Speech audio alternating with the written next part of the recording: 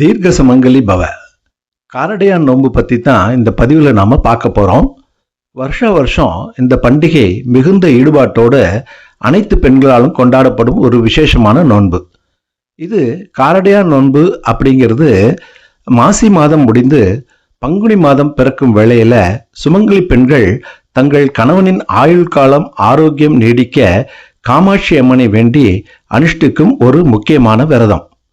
சாவித்திரி தேவி யமன்கிட்ட தன் கணவன் சத்தியவான மீட்ட கதையை நினைவுபடுத்தும் வகையா இந்த நோன்பின் போது அரிசி மாவு, காராமணி மற்றும் வெல்லம் கொண்டு செய்யப்படும் அடை நைவேத்தியம் செய்யப்பட்டு தாலி கயிறு மாற்றிக்கொள்ளப்படுகிறது.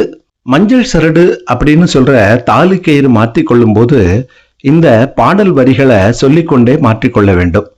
இந்த வரிகளை சொல்லும்போது ஸ்ரீ காமாட்சி அம்மன் அல்லது ஏதேனும் ஒரு அம்மன் திருவுருவ படத்தின் முன்னாடி அமர்ந்து கொண்டு இதை சொல்ல வேண்டும். அந்த பாடல் வரிகள் என்னன்னா, உருகாத வெண்ணையும் ஓர் அடையும் நான் நூற்றேன், ஒரு காலம் என் கணவர் என்னை விட்டு பிரியாமல் இருக்க வேண்டும் அப்படிங்கிறது தான் அது.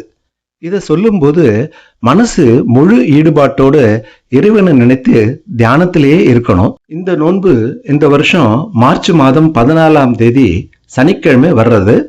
தாலி கயிறு மாற்றிக்கொள்ள உகந்த நேரம் மாலை 7:30 மணியிலேருந்து 8:30 மணிக்குள்ள. காரடையான் நோன்போட சிறப்பு அம்சங்கள் என்னன்னு பார்த்தா, கணவனின் தீர்க்க ஆயுள், குடும்ப ஒற்றுமை மற்றும் செல்வ வளம், இதற்காக பெண்கள் இந்த நோன்பை கடைபிடிக்கிறார்கள்.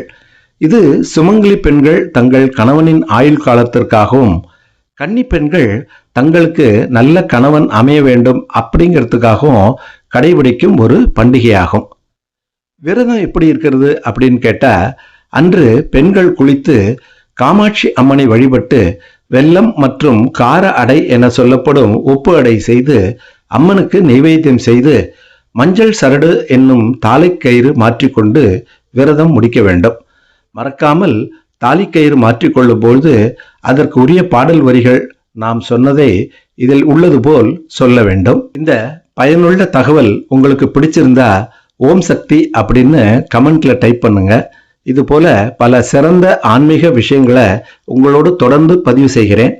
இதை உங்க நண்பர் உறவினர்களுக்கும் ஷேர் பண்ணி எல்லாரும் நல்லா இருக்கணும் அப்படிங்கிறதுக்கு உதவி பண்ணுங்க. தீர்க்க சுமங்கலி பவ. எல்லோருக்கும் நல்லதே நடக்கட்டும், நல்லதே நடக்கட்டும்.